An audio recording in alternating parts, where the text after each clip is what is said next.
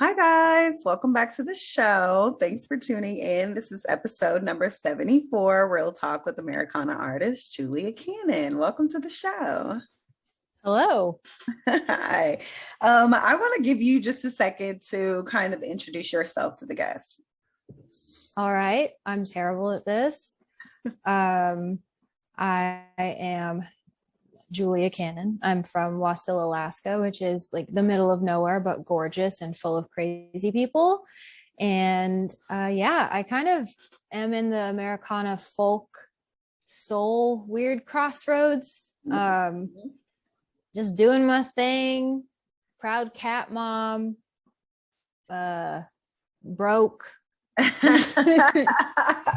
Doing my best. Listen, creative people, I feel like we all go through this moment where we're like, all right, like I got everything I need, but when is the more coming? I feel the same way. I'm still waiting on everything I need. Yeah, working on it. Hey, you're gonna get there. I know it. Talk about your life, your early life in Alaska a little bit. I'm intrigued. Sure. Alaska is one of those weird places that only exists because of oil and military because of oil. Okay. And it's hard to live up there. Like, I did not know how much food was supposed to cost. Okay. Because, everything's got to get shipped up. You're really isolated. If you love the outdoors, like when there are outdoors things going on, it's great. Mm-hmm. But when you can't go outdoors, there's a lot of stuck inside time, like the sun goes down real early. I'm from southern Alaska, like south central, close to Anchorage. So we still get sunlight in the winter, but not a whole lot. Right. And my mom went up to Alaska because my uncle was in the military. Okay. And my dad went up to Alaska for a similar reason. He is a electrical engineer. Okay. He was helping to build everything in Alaska is pretty new. Mm-hmm. I think we were only established in 1949. Don't quote me on that. And then I was raised by my mom and my stepdad, and he is Native Alaskan. Okay. So I've got kind of like a cocktail of an interesting mix of culture. Mm-hmm. And yeah, my mom opened up a little alteration shop. She's a seamstress, and I worked there. Okay. Probably illegally for a long time until I left for college. Free. Yeah, exactly. With the military base there, was it hard to kind of grow up as a person of color in Alaska? Well, yeah. Well, I was born in Anchorage, and that is slightly more diverse because of the military base. Okay. And we moved out to Wasilla, which is like 45 minutes to an hour away. It's actually the same town Sarah Palin is from. Okay. Just for reference, culture-wise. If you need to imagine. Nobody come for me, but you know what that means. I know what it means. And I was like, is this a real place? It was bizarre. Like, it did not, now that I've been out for like 10 years, it's not a real place. Mm-hmm. Like, it is such a different place to live and be. And when I go up to visit, it feels bizarre. It's such an isolated, like it's like almost its own country, except for it needs people for resources. Right. Yeah, it was hard growing up as a person of color, especially like my mom's Filipino. Okay. And my dad is Jamaican from Panama, and my stepdad is Native Alaskan. So I was never enough of one of those things for anybody. Like, not Black enough, not Asian enough, definitely not Native. Right. So it was weird, but I don't know. Like, I don't think there's anything good I can say about it other than, I built character. Is that kind of, when did you find out about like your musical talent? Was that kind of something that made you, I guess, kind of go inside and start writing and figuring out that thing, like just kind of your surroundings? Well, if you know anything about Filipinos, they have a huge karaoke culture. No, I didn't know that. As soon as my mom figured out that I could sing, She like planted me in front of the karaoke machine for every family event and party. All the Yes. other kids got to run around, and I was stuck trying to sing Mariah Carey. Very scarring, but it got me where I am today. The Filipinos are super musical, and my dad, he plays guitar and sings as well. So both very musical sides of my family. Nice. Was it, I hate for this to feel interviewee at all. So, like I feel like I'm coming with the questions, just gunning them. You're But good. was it when did you kind of like start to break in the industry, put your music out? How was that? So I actually, coming from a family stuck in a poverty cycle, I just did everything that I could so that I could go to college. I wanted to be the first one to graduate college, and I was. But I thought for the longest time, thank you. I thought for the longest time that I was going to go to school and become an English teacher because I always loved writing. I'm an avid reader. Until somebody was like, hey, you're good enough if you want to do music. And that was like, me? And I literally, like, I had a full ride scholarship to the state school and a couple of others. I was going to do that until like halfway through my senior year. I just decided to apply for Berkeley and see if I would get in. Like, I did not apply to any other music schools. That was like the one of like, okay, let's fly over for an audition.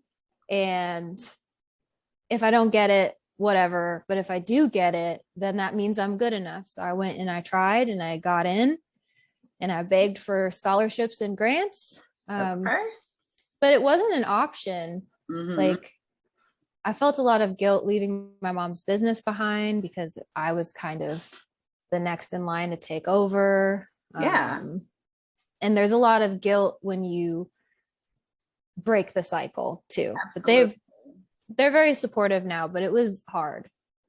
When did you move to Nashville? 2017. Okay. Was that right? Like after school? So I went to Philly first because I've got family in Philly and I love Philly. And I stayed there for about a year and then moved down here. Okay.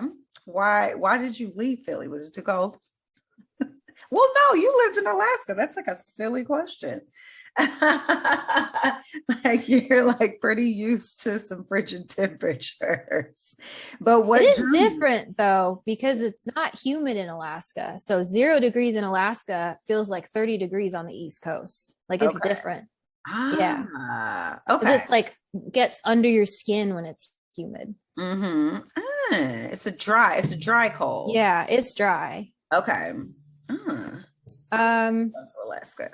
I'm interested in it for some reason. It's gorgeous. I think everybody should go and visit. Yeah. It's like go visit, get a couple guides to take you around. It's magical.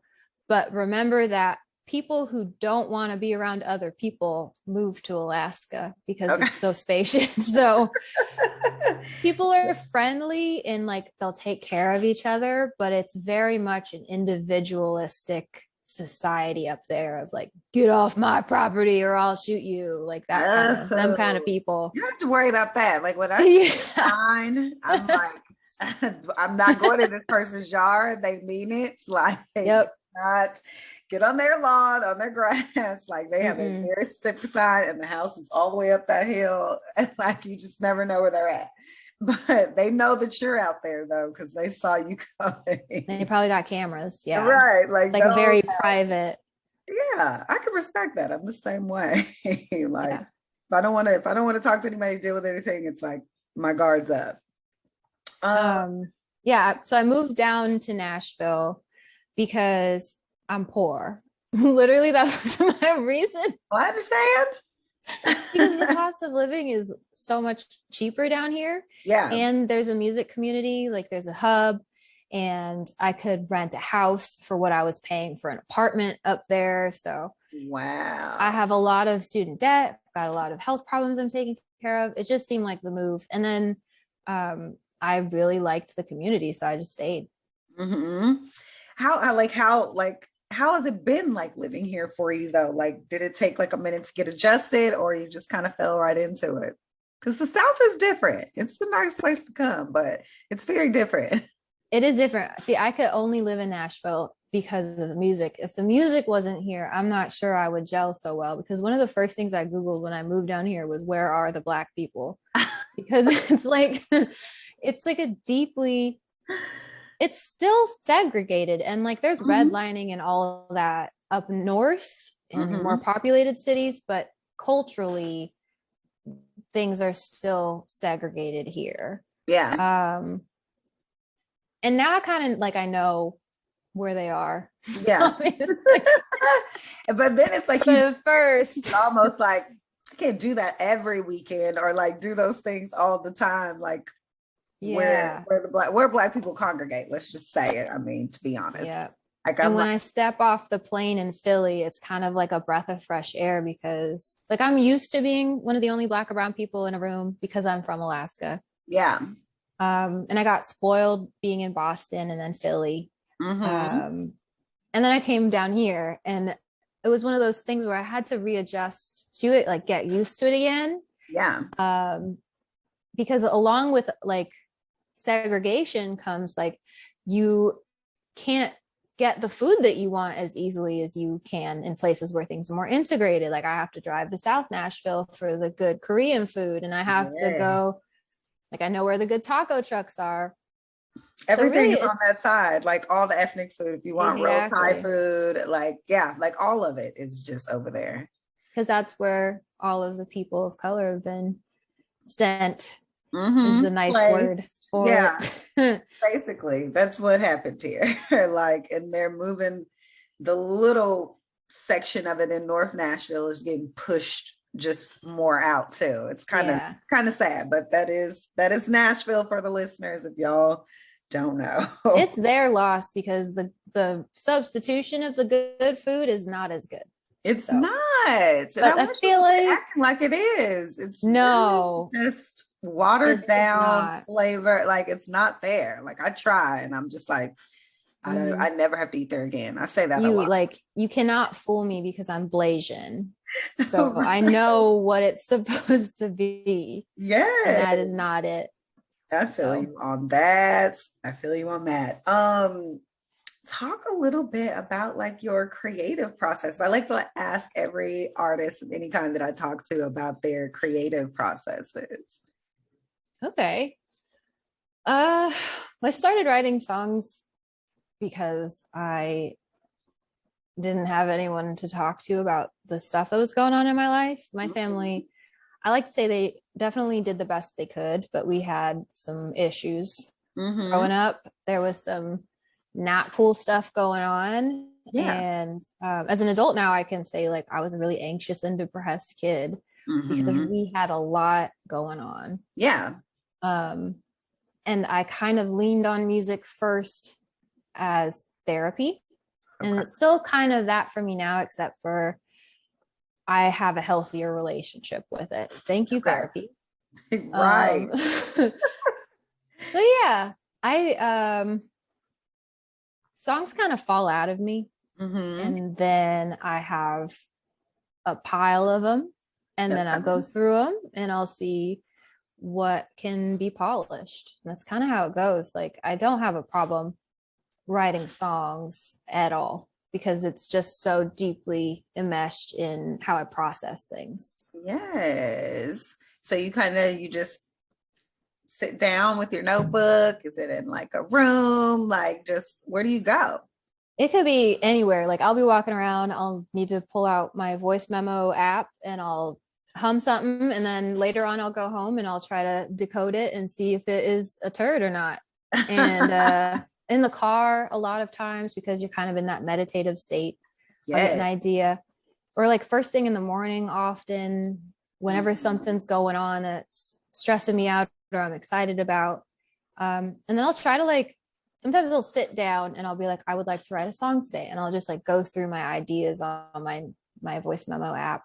But most of the time, if I have like a guitar in my hand or a keyboard in front of me, if there's like a spark, I will just finish a whole song. Like I'm not good at doing bits because I feel like you're like chasing a feeling. There's an image that you're trying to paint. And if you step away from it without at least getting the rough image down, then it feels impossible to recreate. And then I can go back, give myself some space and tweak it if I need to. Right.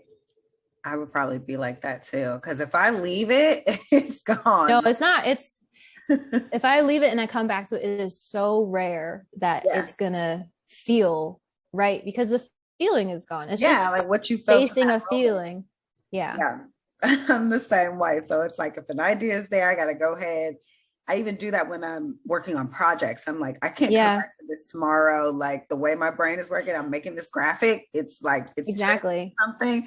But if I came back the next day and was trying to figure out what my thought process was when I put this word here or like this stuff here, like it never works. So I like make days where this is all I do is create videos. All I do is write or something, like, because otherwise I can't do multiples. It's a flow. It's like if you turn off the tap, then you got to turn it back on. And who knows if it's going to be the same temperature or the same pressure. Exactly. That's where this, like the skill to build, like becoming like one of the, like I'm good at helping people finish their songs because I feel like if I capture the mood and I'm not personally affected by it, right, I can finish a thing for somebody else. Like I love sessions like that. But like if you get in a room with somebody and they're like, let's co-write, and you're on different wavelengths, it's kind of like the same feeling as when you try to finish a song that you didn't finish. Right. You're like, I don't know who the person was who wrote this, but it's not me. Yeah. Interesting. You described yourself as a disheveled bisexual, and I was like, what on earth does that mean? Talk about that. It means women terrify me. Okay. Okay. Fair. Listen. Yeah. Go. No, you go ahead. You go. No, that's it. Period. Women terrify me because, man, I don't want this to be like the soundbite that people remember as rude, but men are easier. And they are. Women are very complex. Like I said, listen, I have definitely been like women are beautiful. I've talked to some, but I'm like, as far as I know, like how it could go, which you hate to be like, this will also be a soundbite for me, like really emotional. I'm just like, for me, that terrifies me because I'm like, I feel like mine's like, it's pretty, I got it pretty much together, but I've definitely known some women where it's like explosions with them sometime. And I'm like, cause y'all are like the same. I explode. Right. I mean, like, you're not gonna yell at me. And it's been like, I'm like watching, like, wow. I think I did the thing where I've got a male partner right now and we've been together for almost 6 years. Okay. And I did the thing where like I found the perfect bi wife is what they're called. Like a straight man who is like not a traditional straight man, you know what I mean? Yeah. Someone sensitive and emotional and creative who doesn't conform to like gender roles or gender norms. Yeah. That's kind of, our relationship is great because he's the perfect bi wife. And when I say I'm a disheveled bisexual, like I feel like if you like see us together, be like, that makes sense. Like I can fit into his clothes. I'll be wearing his sweaters all the time. He loves to cook for me. He's a great cat dad, but women terrify me. And I haven't had too many like long-term same-sex relationships because it's hard. Like the odds that you will find someone who's cool with you being bisexual, because there's like a stigma around that, like they're afraid you're gonna flip, and someone who is into you as well as like in the same place as you, the odds are way lower than just like there's so many just straight men out there. Yeah, well, there are. There's so many of them. And if you find one that, like you said, like fits into like what you wouldn't expect from a traditional like straight man. It's like, I'm gonna stay right here then for as long Exactly. as it works. And that's what it is too. Like when I came out to my mom, I was just like, I love my partner and we're solid and I can see this working for a very long time. It feels great. But I need you to be open to the fact that there's a possibility that I could fall in love with a woman or you know, someone who doesn't conform to a gender. Like that's what it is. But like when I find a male attractive or someone male identifying, I feel like I'm like, I got this, you know. Right, got like, this. Even like everyone has little crushes when they're in relationships. If I see someone attractive, I'll be like, that's fine. But if I see a woman that I'm attracted to, I'm like, I can't be here right now. Like, I gotta go. I wonder, like, what is it about women that makes you feel like that nervous? They're scarier than men because they're smart. Yeah, like hardest more powerful. You can't play with them. Yeah. And kind of generally usually always know what they want. I think men sometimes don't really even know. They're just learning along the way. Also, like women are just like objectively more beautiful than men. Like we're pretty. Men are attractive, but women, like we do ourselves up, you know, we take care of ourselves. So and definitely men are easier to talk to. I remember a friend of mine was just like, I really think this dude is cute. Should I go say something? I'm like, girl, he's not even expecting you to even come up to him. So you're going to blow his mind off by just coming over there and saying hello. So just go over there. Like you can have it. Like just ask for his phone number. He's about to give it to you. It's not even going to be an issue. And she was like, wow. As women, they're expecting it. They're already denying you in their head if they're not interested. And you're the fifth person that came up to them that day. So it's so true. It's a real interesting way to put it. Now I understand disheveled bisexual a lot more. When did you first know that you were queer? Bisexual? I was in denial for a minute. Yeah. Okay, it's fair. I'm like conditioned so much to be afraid of it, even an attraction to anyone of the opposite sex. I mean, of the same sex. I mean, I feel like my mom knew before I knew. She told me I used to walk around with my life-size Barbie, calling her my wife, and like she knew. Like she was not surprised. Okay, but I was surprised when I actually. Like I probably didn't say it out loud until I was like 19, even though I had like girlfriends, like secret girlfriends and like crushes. It just like was normal to me. I thought everybody thought that way. Right. Until like I told one of my Christian friends and he almost had a heart attack. I was like, what's okay. Right. All right. Was he really I guess what was the problem with it for him? I think I asked everybody if they have what is the adverse reaction about to something that literally has nothing to do with you first. I think it's like he was like afraid for my soul because in Alaska there are a lot of churches and it's so isolated that some of the churches you know what I'm saying, a little on crazy side. Little bit. A little. Like I went to church with another friend once because I just like the community. I was like, hey, I'll go with you. I'll go to church with somebody. I went to church with her and she's bisexual as well. And I walked in and they have a guest speaker that week who is talking about how everyone queer is going to hell. It was like, she was like, oh my God, I'm so sorry. I had no idea. And I was like, I figured you had no idea, but like, this just speaks to the culture of like where we're from.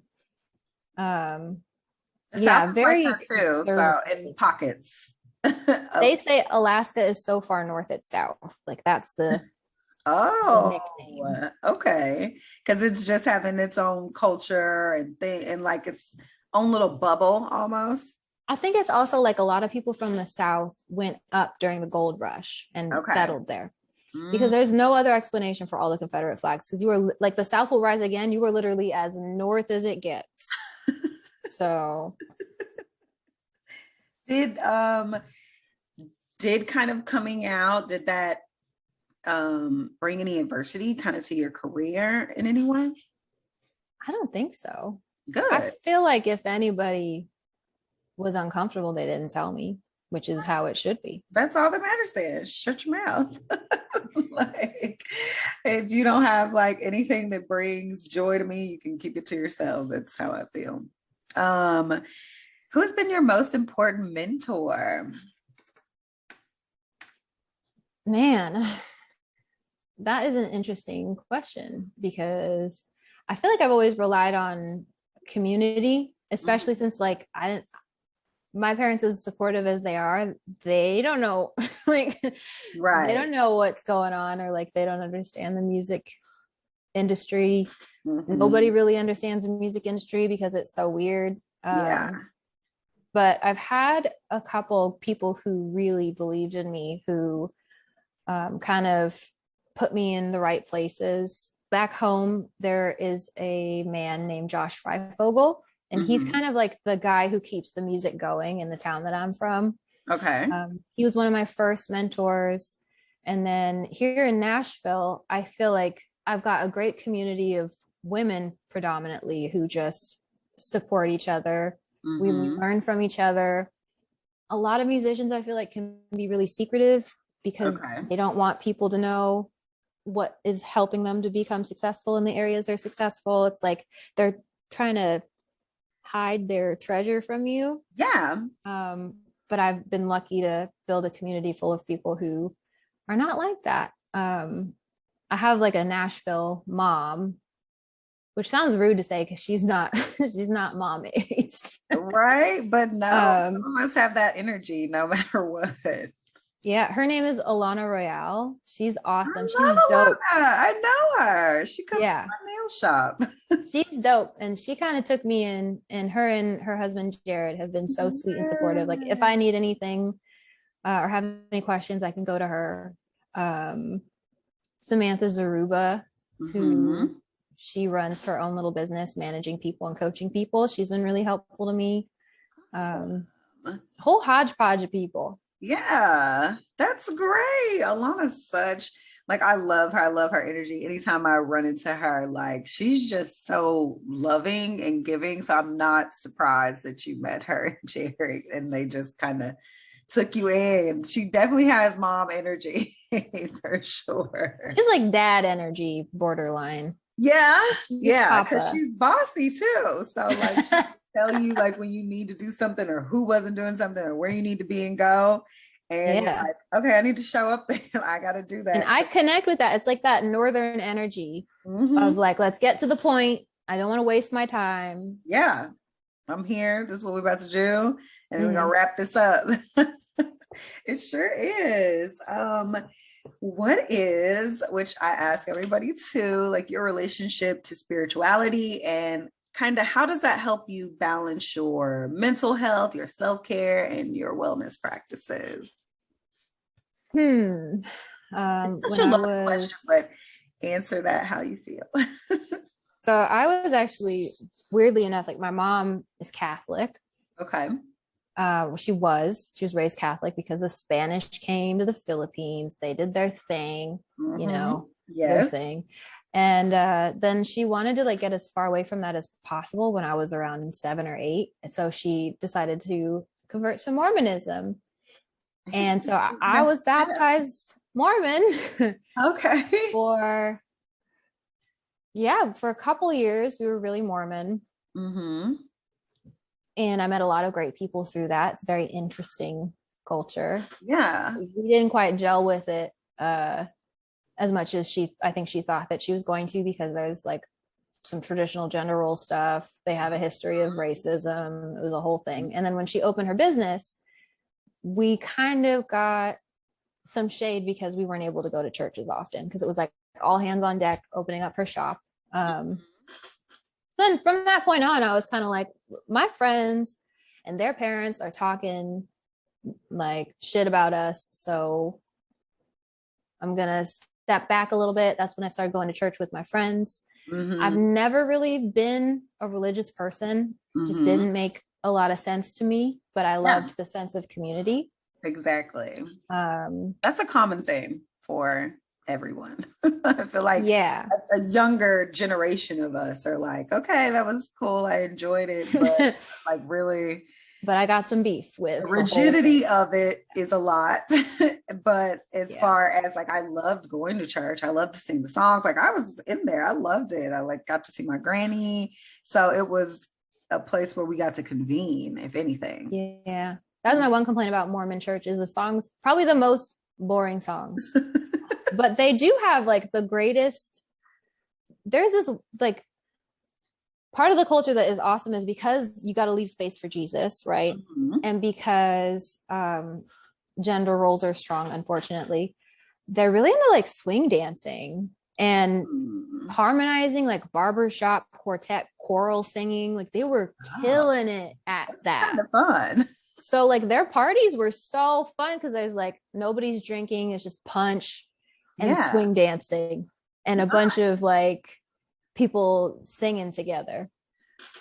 So it was very wholesome, everything else aside. But like all that aside, for a long time back home, I kind of found my spirituality in hiking and nature. Yes, grounding. And now it's kind of similar but different. I don't know, like I'm bad at meditating because I got ADHD. Girl, I got about 5 minutes and my brain is like that's good though. That's better than what I can do. Still tough though, because the whole time I'm like, back to the moment. Like, so the whole time I'm trying to tell myself, do not think about your to-do list. It's just weird. I think I need to do it at the end of the day when I've done everything. Maybe that would be good. And honestly, I'll probably fall asleep. So then that's the next problem. They say that you're supposed to get better at it and better at it and better at it. But my problem is, I'm like, if I got time to sit here for 5 minutes, I might as well go do the dishes. I have a real problem. My therapist keeps telling me that it's worthy of trying again. But what I've been doing over the pandemic is I started exercising because I'm an anxious person. And he was like, you got to get your heart rate up. And he did not like my joke about doing cocaine. And so I did start to do some like little 20-minute, 15-minute exercises, and it has been helping. But I don't know. Do you know what my spirituality, my meditation is? I journal every day. Yes, me too. It's the only way to feel like I can be present. Otherwise, it's like boom, boom, boom, boom, boom, boom, boom, boom, boom. Stuck in there. It's like, I gotta get this out. I do the same thing. Yeah, it's part of my kind of daily routine. It's like, I've been doing it since I was 8 because from a very young age, I was like, I can't walk around like this. like and I had some of those, like I look back at them, like when I moved out of my mom's house and she's like, they give you like all your stuff. They're like, I don't want to store this anymore now that you're gone. So she gave me a lot of that stuff. And I would look back, like those little locked journals and unlock them. And I would just be talking about nothing, but it would let me know too, like all of that was just sitting in there. And I would just be like, today and talk about all the stuff I did. But it's so therapeutic. I tell people all the time, like when they tell me like they didn't journal, I'm like, what do you do with all of the stuff in your brain all day? Yeah. And some people, they just don't have as much stuff, which is hard for me to accept. That was one of the hardest things for me to accept about my partner, because I was like, are you not thinking right now? Are you just like enjoying the moment? Yeah. Like, what the fuck? Like my boyfriend he doesn't journal either, but he's okay with just being still, which is like teaching me, because I'm like, even during quarantine, I was like, he was like, where are you going? Where are you even going? You can't go anywhere. And I was just like, I don't know why I got out the bed to like act like, or put on clothes, like do everything like in a cycle. It was the first time I just didn't have to go or anywhere or make up something to do, because that's what I do too. Yeah. And I just lay there like one full day and I was like, wow, people just really do this. Yeah. like they don't nothing's in a hurry, nothing's in a rush. There's nowhere to go, there's nowhere to be, and they can just sit still. Yeah, the pandemic did teach me how to do that more because I realized I have a problem. And I think everyone kind of was forced to address the fact that productivity was a big part of their identity. Yes. So I started to like watercolor as a creative outlet that I didn't have to be good at. Yes. And then I like struggled with like, I would then like watch videos on watercoloring and try to be good at it. And like, I had to learn to put my phone down and like treat social media like a 9 to 5. Everything that serves my music career is a job and needs to be treated that way with boundaries. Yes. So nobody was telling us not to do that because we were like the grind culture. Yes. Which is so unhealthy and unsustainable. And like for me already as an anxious person with all these odds stacked against me, like I can't do that. I can't stay ground up. Yeah. I'm not a fine powder. I'm meant to be a bunch of rocks. Yes. I mean the same because my whole thing was like, I only sleep like 4 hours and I'm good. And I was, which is scary, like to be operating like full capacity off for like 4 hours of sleep and like doing everything and not feeling accomplished unless I stayed up until 1 o'clock in the morning doing stuff. And I'm like, that was dumb. Like now I'm like, my stuff, it's 4 p.m. I'm about to sit on my couch and read, like do leisurely things that I wasn't allowing time for in my life, which was really going to make me short circuit. And a lot of things happened during that time too, which I think was a big catalyst for that. Oh yeah. Oh my God. It was definitely the worst time in most of our lives. Man. It was terrible. And like we work on in therapy, like avoiding a burnout cycle. Because I have had to work like 2 jobs my whole life, even through college. It's been like, where is the food going to be coming from? Nobody's going to pay my bills. I've been like taking care of my teeth. And so in the pandemic, it was like, I'm safe. I'm fine. I got to keep my job through this. I like my job. I don't have to be killing myself. And now I know I'm going to take care of me. I trust myself. So how can I make sure that I'm able to listen to my needs so that I don't continue this cycle that I saw my parents and their parents and like, and it never stops. And it's like, I want to be happy. I want to be healthy and happy. I don't want to do that. Yeah. And I want to be able to, like, one of my personal things, which I've just always said is I want in a healthy way, but I want to break the cycle to kind of not necessarily take care of my family, but be able to like let my mother know like she can chill a little bit, like maybe help my nieces and nephews like go to college or things that they might want to buy or like do something, but not have to do it off a bone breaking work or like the hustle culture thing. Like I'm looking for passive ways, fun ways that I like to create like abundance in my life. And I think it's possible. Like I do. I think it's possible. I don't think I don't have to do bone breaking work. I don't have to work 2 jobs anymore. I've done that too. Like I don't even know why sometimes. Like I did need to, but I think sometimes it was just because I didn't know anything different. It's hard to stop. Like I hit a point where I wasn't in survival mode anymore because I had to be. It was because I didn't know how to be motivated by anything other than fear. Which was terrifying to admit, like, okay, I'm okay now. Yeah. What do I do now? Like, how can I be motivated in positive, healthy ways instead of in the like terrifying ways that I was motivated before? I remember the moment that I had that realization of like, why am I so unhappy right now? It's because I can't be present because I'm afraid that if I'm present, everything is going to fall apart. Yes. That's a good one. We have a very similar path along. Like I was like very anxious person like as well. So like the stuff that you're speaking about like speaks to me a lot. And I'm sure I'm a few years older than you, but and like it's still taking me like where I'm unlearning those things. But you guys are figuring it out. I'm like the younger people, like you guys, y'all have it figured out way before it even became a thing for us. So well, I think a lot of things like we're experiencing the same terrible historical events and we're having to go through some of the same shit at the same time. Yes, I agree. Well, I'm going to take a little moment here just to take a little break so we can hear from the sponsors. All right, you good? You need some water? I'm good. I've got a heater because I'm in their basement and I hope that you can't hear it cranking. I actually can't. So that's why I like try to tell people, I'm like, if you put on the headphones and it blocks out all of your background noise for me. Mm-hmm. Now my background noise is the thing. My dog is like snoring right now. That's my little baby. She sleeps. She can't really hear, but that also I feel like makes her snoring louder.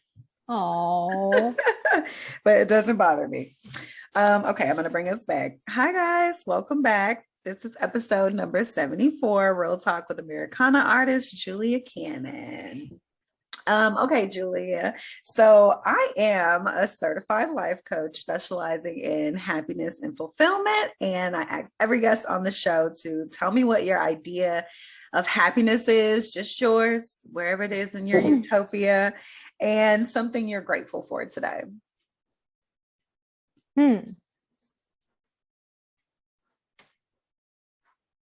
You hit me with one of the things that I struggle with the most is being able to be present. And like, honestly, real talk, sometimes I feel guilty because I'm not grateful all the time.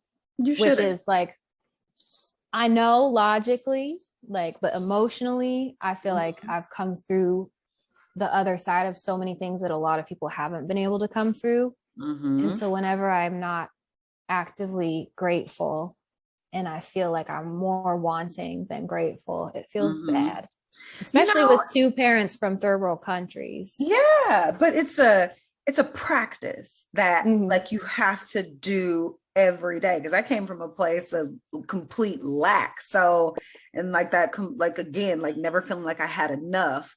And so like this thing of being grateful is like a practice I do every day, like where I'm just like one thing, even if it's minuscule, like just reminding myself that like my life is full, like no matter how I look at it. But go ahead, like I just wanted you to know it's a practice every day. I'm not happy, like, you know, I wish like, you know, like I can make it through the day, but it's not like hurrah, like every day. Like, so I know what you mean. Yeah, I do feel like if I stop and think I'm happy and I'm grateful, I've been so fortunate that a lot of the work I've done on myself has led to the incredible support system that I have. And I've got really long-term friendships and a great partner and a really weird cat that I love. Like my idea of happiness will be, it's kind of tied in with like my idea of success, and it changes every time that I approach whatever my previous idea of happiness and success was. Right now, I feel like happiness is when I'm actively like ticking things off of my list. I stop and I listen to my body. I can continue to grow and set new goals and be safe. Good. And I feel like that will continue on with me as I grow and hopefully lead to a fulfilling life, because I've seen people in my family who have tied their happiness to this thing or this idea of what they think their life should be. And I just feel grateful for where I'm at already. Yeah. And I don't want anything to diminish that. Yes. But by thinking about the future too much, like I'm grateful to be in flow, like just in flow, like putting my best foot forward and doing my best is what I say. Like I'm doing my best like every single day. So I'm trying, but I feel my best and grateful for just being able for it. Because this point, like in my life, wasn't always here, like you said. So the life that I've created for myself allows me to kind of be in flow with my goals, with like things I want to do in my career, with like also like my health, my things. So being present is a reminder for myself every day too, because I am being anxious. You know, you think about the future a lot and you're like, is this gonna fail? Is this gonna go wrong? Like even down to like, is somebody mad at me because I haven't heard from them in like 3 or 4 hours or something? Like, so I'm learning myself. I can create a whole story in my head. That's for another episode, or I probably already have talked about it on an episode, but I am grateful just being able to just flow, know that everything is okay, like safe, like just I feel safe. And it's a fleeting feeling and I have to bring myself back down to it sometimes, but I feel you there. Yeah, anxious people, we have a hard time accepting safe, especially like a lot of us didn't come from backgrounds where safe was regular and normal. And there are benefits to being anxious. And I talked about that in therapy too. Like I like that I'm so on top of things. I'm like 10 steps ahead all times. However, it's hard to turn that off and it's hard to be present. And it's like, I came home on a Friday and it was like 8 and my boyfriend wanted to watch a movie, but I got one of the forms that I needed to finish my taxes. So I opened up my laptop and I finished my taxes at like 8 p.m. on a Friday. And he was like, really? I have to do it. Just then I can relax. And I think that's what people don't understand. I'm like, I can't relax yet until I finish the thing, at least the one thing. Sometimes I'm like, I can walk away from this particular thing. I have to like talk myself into it. And I get real anxious about it because I still feel like I should have did it. But another gift from that is, and I'm really intuitive, so I can kind of like feel the emotion or when somebody shifts and changes. It's not the best one to know all the time. It definitely helps me be able to pivot a little bit. I'm working through being anxious, and I learned why I was like that too. And it did have a lot of things to do with childhood. And like you said, just not feeling safe all the time because things change so much. So I had to learn like who's upset or like where to be, I should leave this room and like kind of all that stuff. And it definitely creates an anxious adult. And mine was to break that in relationships because I don't know. Either I was way too codependent with people because that's like an easy thing to do. It's like to be under someone and like try to control them and stuff. And it's like, but that just like with a proper partner, that doesn't work because they have their own space. And I learned they don't like it. Yeah. I don't want you to solve all their problems like you wish someone had done for you. Right. Yes. Or been there to listen to you. And for them, it's like smothering. And I'm like, I get it. I work through that. I'm better.